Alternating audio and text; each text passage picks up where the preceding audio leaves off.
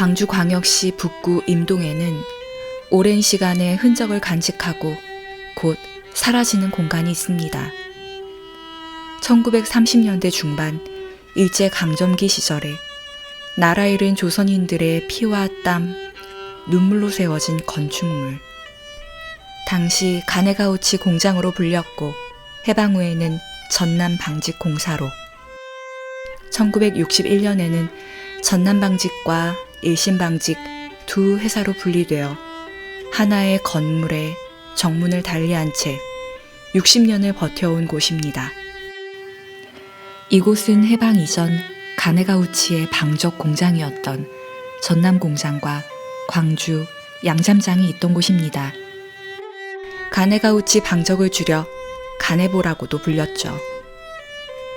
미쓰이 그룹의 계열사인 가네보는 당시 일본 3대 재벌로 일컬어졌습니다. 가네보는 1920년대 중반 쇼와 초기에 일본 매출액 1위를 달성할 정도의 대기업이 되었죠.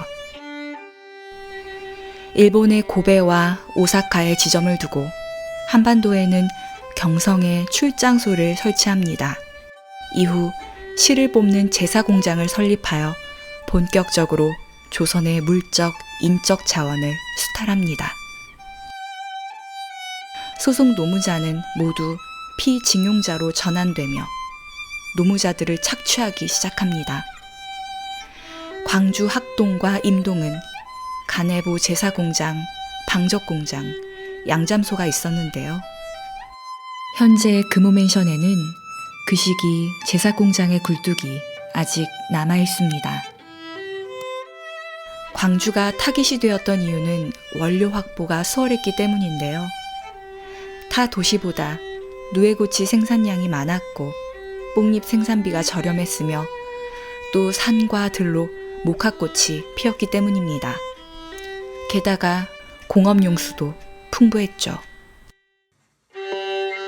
하지만 가네가우치 공업 방적 공장의 현실은 끔찍했습니다. 현재 파악된 일제 강점기에 강제동원 여성 피해자 전남 지역 동원 여성 66명 중 31명은 가네가우치 공업이었습니다. 대부분 피해자들은 10대 나이로 일본이나 국내의 방적 공장이나 탄광에 끌려가 강제로 중노동을 하면서 임금도 제대로 받지 못했습니다. 1935년 세워진 가네보 전남 공장은 1945년 조선인 노무자가 2,470여 명에 달할 정도였습니다. 시민 위락시설로 만들어진 건물 밖 운동장과 수영장은 유령시설이나 다름없었죠. 방적 공장에서 소녀들은 주로 운전공을 맡았습니다. 하루 임금은 25전 내외, 공장과 기숙사, 식당 외에 출입이 금지되었고 공장에 들어선 소녀들은 죽거나 미치지 않고는 공장 문을 나설 수 없었습니다. 소녀들은 팔도 닿지 않는 어른용 기계 앞에서 하루 12시간 이상의 노동을 해야 했습니다. 실내가 건조하면 실이 끊어지기 쉬우므로 실내는 섭씨 30도 이상의 고온 다습한 환경이었고 실의 광택을 위해 채광과 통풍을 하지 않았으므로 소녀들은 습진과 땀띠, 부스럼병을 앓았으며 폐결핵, 각기병, 월경 불순을 겪었습니다. 부실한 식사로 폐렴과 장티푸스, 늑막염에 시달리며 이곳에서 생을 마감하기도 했죠. 기계 조작이 미숙한 아동들에게 감독관은 폭행과 구타를 일삼았으며 이로 인해 장애를 입거나 미쳐버리는 사례도 있었습니다. 열악한 노동 환경은 사회 문제가 되기도 했습니다. 가네보 전남 공장에 동원된 여성들은 광주 지역에서 멀리 떨어진 섬 지역 출신으로 9세 소녀를 포함해 평균 연령이 12.8세였습니다. 일할 사람이 부족하여 한쪽 팔을 잃어도 한쪽 눈이 멀어도 공장 문을 나설 수 없었습니다. 동료들이 질병과 사고로 죽어가는 것을 보면서 소녀들은 유일한 살 길인 탈출밖에 없었다고 생각했습니다. 한 소녀는 엄격한 감시를 피해 수구를 이용해 도망치다가 뜨거운 물이 하수구로 쏟아져 들어오는 바람에 목숨을 잃기도 했습니다.